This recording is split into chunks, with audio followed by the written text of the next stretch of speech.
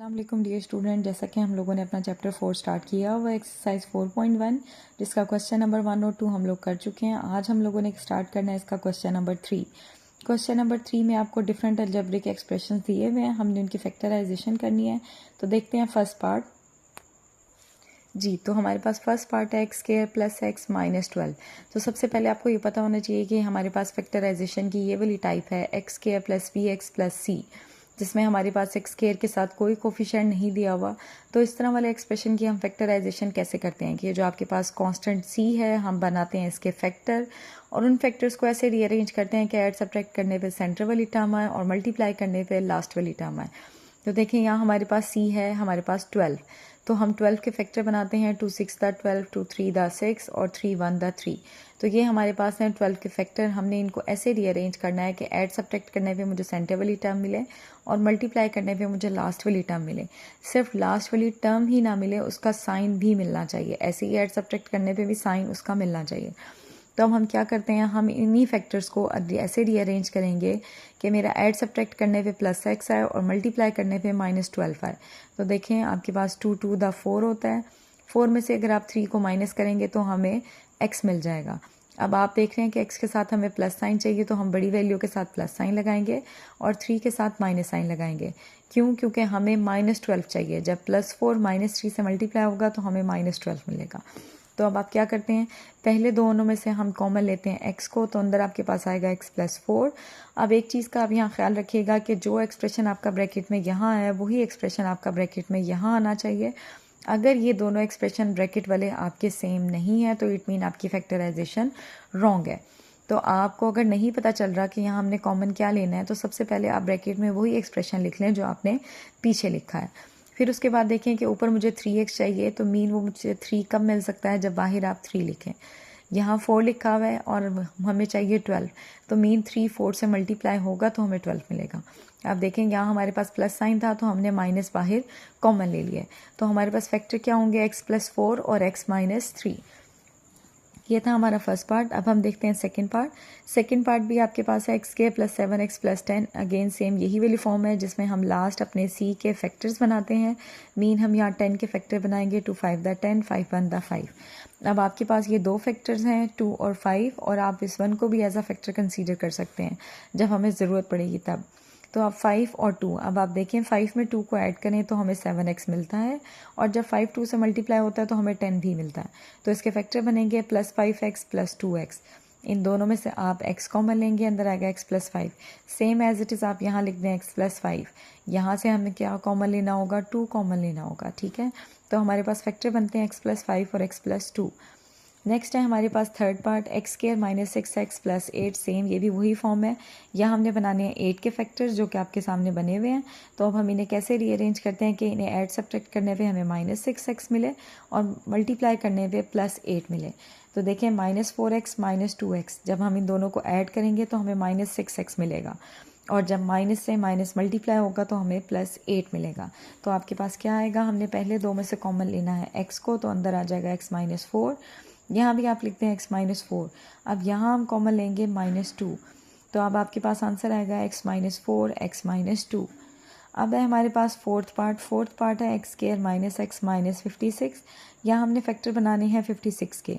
तो आपके पास 2 2 the 4, 2 8 the 16, 2 1 the 2, 2 4 the 8, 2 7 the 14 और 7 1 द 7।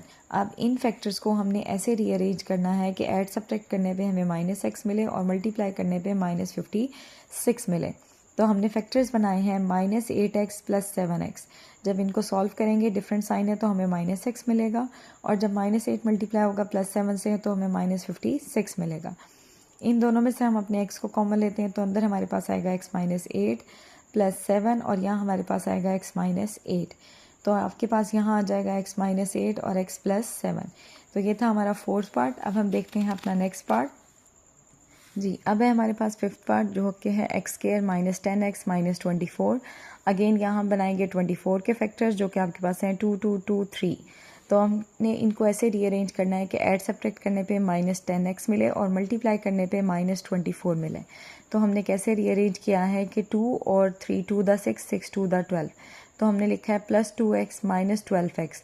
जब आप इन्हें सॉल्व करेंगे तो -10x मिलेगा, और जब ये 2 मल्टीप्लाई होगा 12 से तो हमारे पास -24 आएगा। तो इन दोनों में से हमने x को कॉमन लिया है, हमारे पास आ गया x+2, और यहाँ से हमने -12 को कॉमन लिया है x+2। अगेन यही चीज़ याद रखिएगा कि दोनों जगह ब्रैकेट वाला एक्सप्रेशन आपका सेम होना चाहिए। तो अब आपके पास आंसर आएगा x+2 और x-12। तो ये था हमारा 5th पार्ट। अब है हमारे पास इसका 6th पार्ट जो कि है y² + 4y - 12। यहाँ हम बनाएंगे 12 के फैक्टर 2 2 और आपके पास 3 आ गए हैं।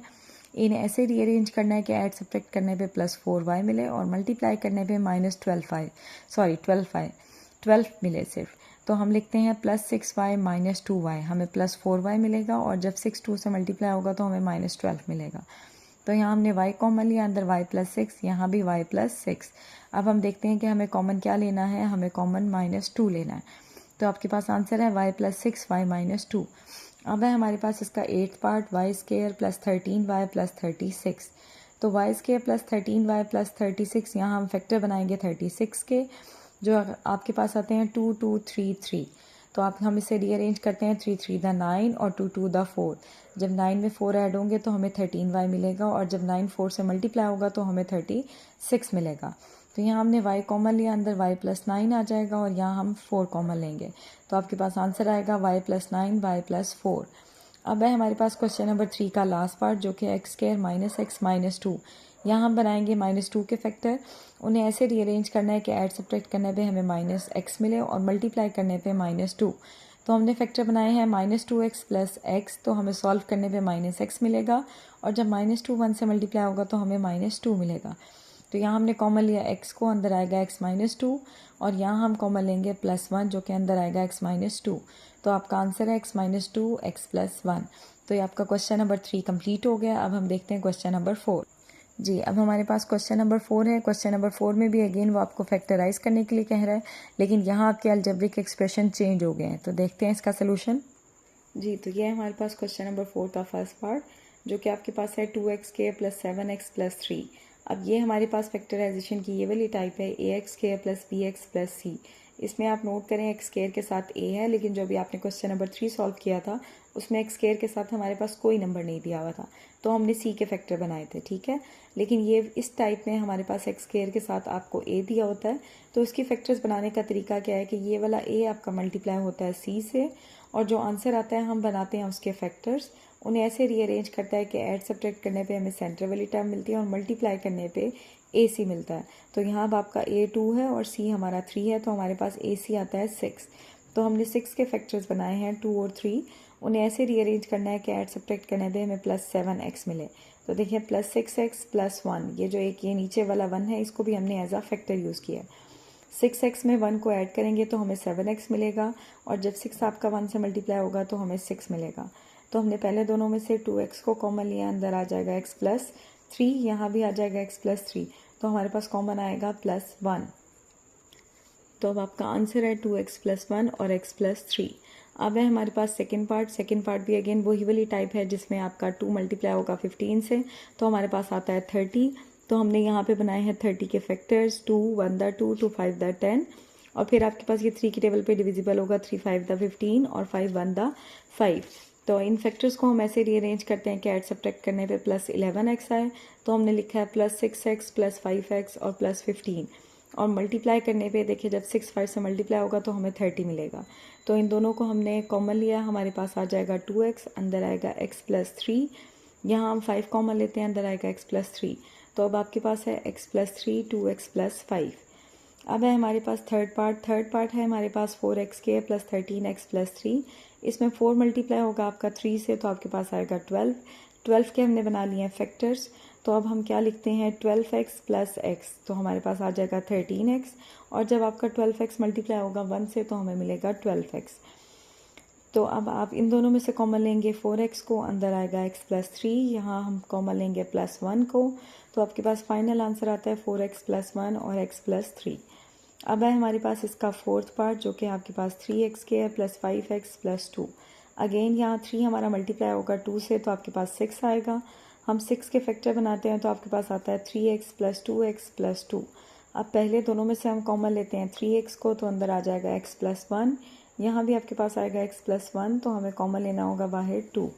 तो आपका आंसर है 3x प्लस 2 और x प्लस 1। अब है हमारे पास इसका फिफ्थ पार्ट जो कि है 3y² माइनस 11y प्लस 6। यहाँ आपका 3 मल्टीप्लाई होगा 6 से, तो हमारे पास आ जाएगा 18 के हम फैक्टर्स बनाएंगे, उन्हें ऐसे रीअरेंज करेंगे कि ऐड सब्ट्रैक्ट करने पे हमें माइनस 11y मिले और मल्टीप्लाई करने पे हमें 18 मिले।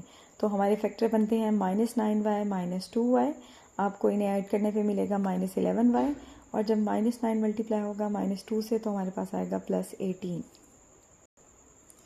अब हम इन दोनों में से कॉमन लेते हैं 3y को, तो अंदर आएगा y माइनस 3, और यहाँ से हम कॉमन लेंगे माइनस 2 को, तो आएगा y माइनस 3। तो आपका आंसर है 3y माइनस 2 और y माइनस 3। आप y माइनस 3 पहले लिख लें, 3y माइनस 2 बाद में लिख लें, कोई फ़र्क नहीं पड़ता। तो ये हमारे पास इसका फिफ्थ पार्ट सॉल्व हो गया है। अब है हमारे पास सिक्स पार्ट जो कि है 2y² माइनस 5y प्लस 2। यहाँ आपका 2 मल्टीप्लाई होगा 2 से, तो हमारे पास आएगा 4, और 4 के हमने फैक्टर्स बना लिए हैं। तो हम इसको कैसे रीअरेंज करते हैं, minus 4y minus y plus 2, इन दोनों में से हम कॉमन लेंगे 2y को, तो अंदर आएगा y माइनस 2, और यहाँ हम कॉमन लेंगे माइनस 1 को, तो आपके पास आएगा y माइनस 2। तो हमारा फाइनल आंसर है y माइनस 2, 2y माइनस 1। अब नेक्स्ट है हमारे पास seventh part 4z² minus 11z plus 6। यहाँ हमारा 4 मल्टीप्लाई होगा 6 से, तो हमारे पास आएगा 24। हमने 24 के फैक्टर्स बनाए हैं, तो आपके पास आएगा minus 8z minus 3z plus 6।